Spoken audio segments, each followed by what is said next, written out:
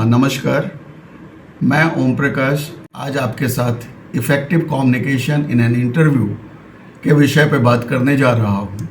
और इसमें मैं सबसे पहले बताऊँ कि इंटरव्यू कुछ और नहीं बल्कि संवाद संप्रेषण है, और इस संवाद संप्रेषण को हम कैसे बेहतर बना सकते हैं ताकि हमें ज़्यादा से ज़्यादा इसमें सफलता प्राप्त हो।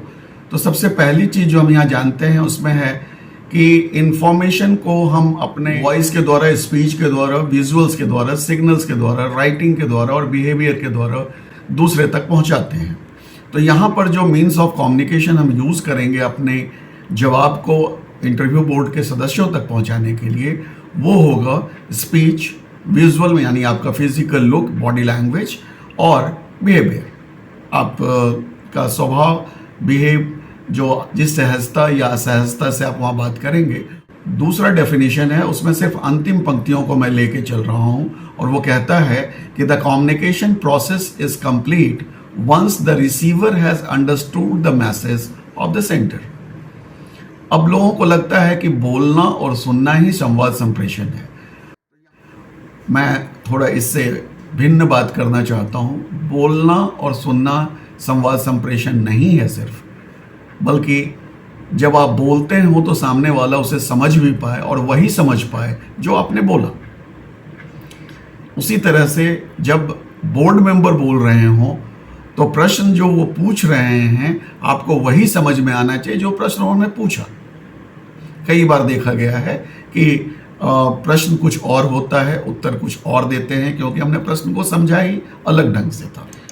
अब मैं आपसे यहाँ पे बात करूँगा कि जो अलग अलग तरह के कम्युनिकेशन है उसमें जो इंटरपर्सनल कम्युनिकेशन जिसे हम कहते हैं, जिसमें हम एक व्यक्ति एक से ज़्यादा व्यक्ति यानी 2, 3, 4 लोगों से बात कर रहा हो तो उसे हम इंटरपर्सनल कम्युनिकेशन कहते हैं।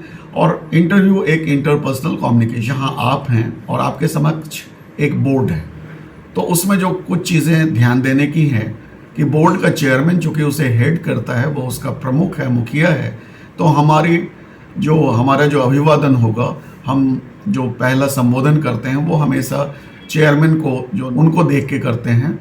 और हर प्रश्न के उत्तर के समय सारे लोगों की तरफ मेरा ध्यान नहीं जाए तो बेहतर है, क्योंकि मेरा ध्यान उस बोर्ड मेंबर की तरफ होना चाहिए जिसने मुझसे प्रश्न पूछा है।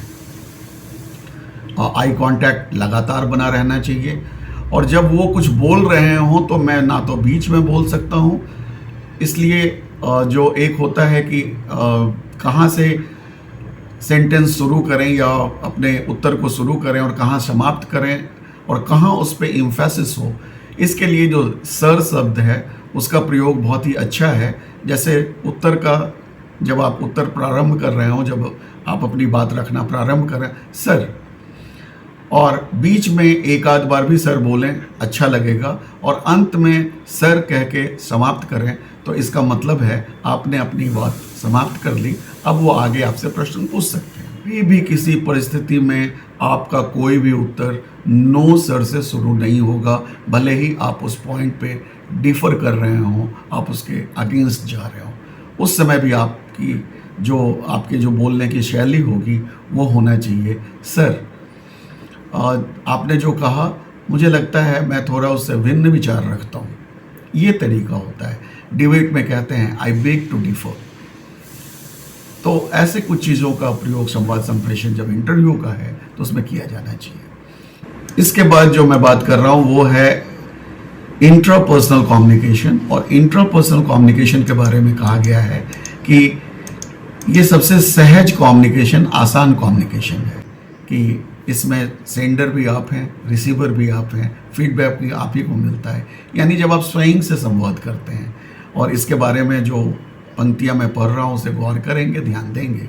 इन order to successfully communicate with others you must first learn to communicate with yourself. Interpersonal communication is the most basic level of communication.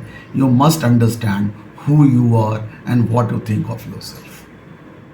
हम खुद को तो पहले जानें, अपनी कमियों को, अपने स्ट्रॉन्ग पॉइंट्स को, और उसके आधार पे जब हम विश्लेषण करके अपने आप को किसी संवाद संप्रेषण के लिए तैयार करेंगे तो निश्चित तौर पे सफलता आपकी होगी। कम्युनिकेशन, जैसा मैंने कहा कि ये बोलने और सुनने से ज़्यादा समझने और समझाने की बात है, और इसके लिए जो माध्यम हो वो ढीला ढाला ना हो, सशक्त हो। तो सशक्त माध्यम के साथ हम संवाद संप्रेषण करते हैं। और यहाँ पे एक अगली तस्वीर जो आप देखेंगे, उसमें जो सामने है, आपको लगा कि मैंने ये तस्वीर बना दी और हर आदमी इसमें दो चेहरा दिखेगा, लेकिन मुझे इसमें किसी क्रिकेट टूर्नामेंट की ट्रॉफी दिखाई दे रही है, मुझे इसमें एक लैंप पोस्ट दिखाई दे रहा है, मुझे इसमें शतरंज का एक मोहरा दिखाई दे रहा है, और न जाने ऐसे 100 चीज़ें मैं बता सकता हूँ जो मुझे इसमें दिख रहा है।